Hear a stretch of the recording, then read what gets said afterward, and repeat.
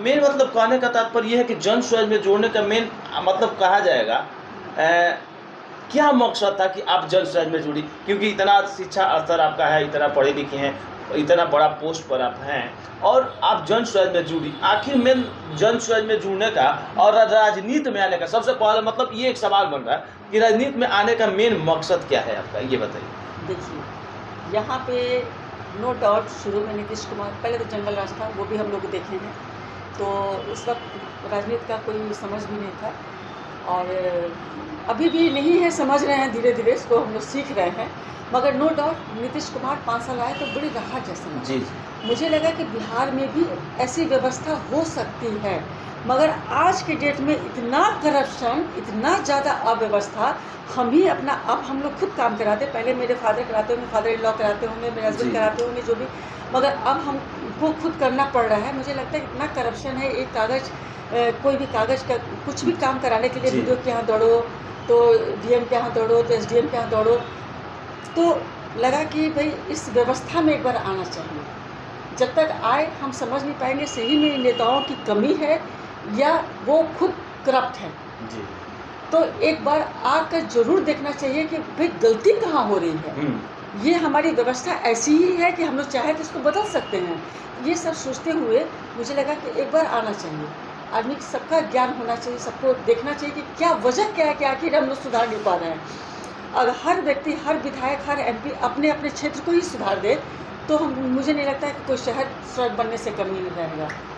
प्रशांत किशोर जी को सबसे पहले जब आप देखी थी, उनका जो भाषण आप सुनी होंगी, स्पीच सुनी होंगी, तो बहुत सारे नेताजी लोग जो है बोलते रहते हैं, बहुत बोलते हैं, काम नहीं करते हैं। मैं बता रहा हूँ, काम नहीं करते हैं, बोलते बहुत हैं, ये मतलब आपको दिखाई दे रहा होगा। तो जिस समय प्रशांत जी का आप भाषण सुनी तो उनके भाषण से आपको क्या लगा कि ये मतलब जो है बिहार में परिवर्तन करने वाले हैं? जब जिस समय पहले बार आप देखी तो क्या लगा उस समय? यही तो मैं बोल रही हूँ ना, प्रशांत को ही सुनकर, पहले प्रशांत, हम लोग यहाँ से जुड़े भी नहीं थे, जनसुराज का नाम चल रहा था, तो मगर प्रशांत को सुनते थे हम लोग मोबाइल वगैरह में, तो ये आदमी तो बड़ा सही मुद्दा उठा रहे हैं, एकदम सटीक मुद्दा है। जो भी बिहार में जो कमी दिख रही है, वाह, मतलब गजब, मतलब जब जीएसपीटी वाले जुड़ने आए तो हम लोग सहर्ष जुड़ गए। जी जी जी। वो भाई उन लोग को थैंक्स कहेंगे, जीएसपीटी वालों को थैंक्स कहेंगे, तो उन्होंने ही जोड़ा हम लोग को, तो हम लोग तो खुद जुड़ने नहीं गए, जुड़े, मगर उनकी बातों से ही प्रभावित होकर जनसुराज हमने ज्वाइन किया है। और यहाँ के करप्शन को झेलते हुए लगता है कि इस व्यवस्था में ऐसा क्या है कि हम लोग नहीं कर सकते हैं। भाई हम लोग नाली नहीं बना सकते हैं, इतना फंड आता है, मतलब कि लूट खसोट वाले जो है, मतलब कैसे कम किया जाए भाई, इस जब तक व्यवस्था में नहीं आएंगे तब तक समझ में नहीं आएगा। तो जनसुराज जो से जुड़ने का कारण है, प्रशांत किशोर की बातों से ही प्रभावित होकर हम लोग जनसुराज से जुड़े। अभी जिस समय बहुत सारी जो है चीज़ें इकट्ठा कराई जा रही, जैसे 400 से 1100 पेंशन हो गया, बिजली का जो है 125 यूनिट दे दिया गया, मतलब चुनाव नज़दीक है और बहुत सारी प्रलोभन दिया जा रहा है माननीय मुख्यमंत्री नीतीश कुमार जी की ओर से। बहुत कुछ करेंगे, तो क्या लग रहा है, कहीं ना कहीं जन स्वराज का डर सता रहा है, ये बताइएगा। थर-थर काँप रहे हैं लोग, काँप रहे हैं, एकदम काँप रहे हैं। सोचिए, और यही सोचिए, आपका 400 से 1100 हो गया, जब जनसुराज बोला कि हम 2000 देंगे, ठीक है, 100 ना बिजली यूनिट फ्री कर दिया, ये भी एक दबाव का है।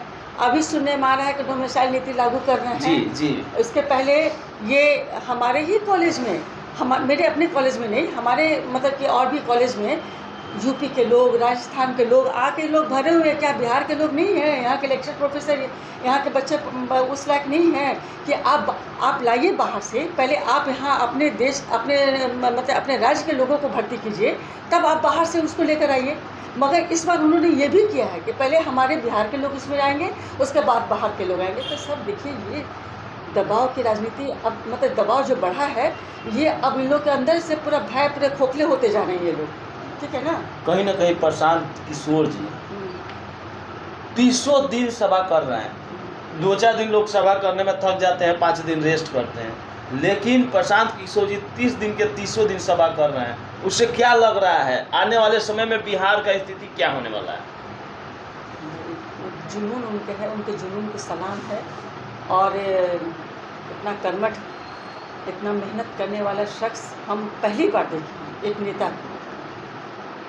तो मुझे तो लगता है कि इतना मेहनत कर रहे हैं, इतना सब कुछ हो रहा है, अपनी मेहनत को जाया नहीं होने देंगे। अभी उनको आरा में जो चोट लगी थी, अभी हमको 2-4 दिन पहले हम लोग को व्हाट्सएप आया कि उनका फ्रैक्चर हो गया हड्डी का, तो बड़ा अफसोस हुआ। फिर भी सभा चल रहा है मैम, फिर भी बंद नहीं है। मगर प्रशांत किशोर जी के लिए यही है कि सर प्लीज़ आप एक बॉडीगार्ड रखिए ज़रूर, और ओपन गाड़ी में घूमिए, क्योंकि आपसे बिहार वासियों को बहुत उम्मीद है।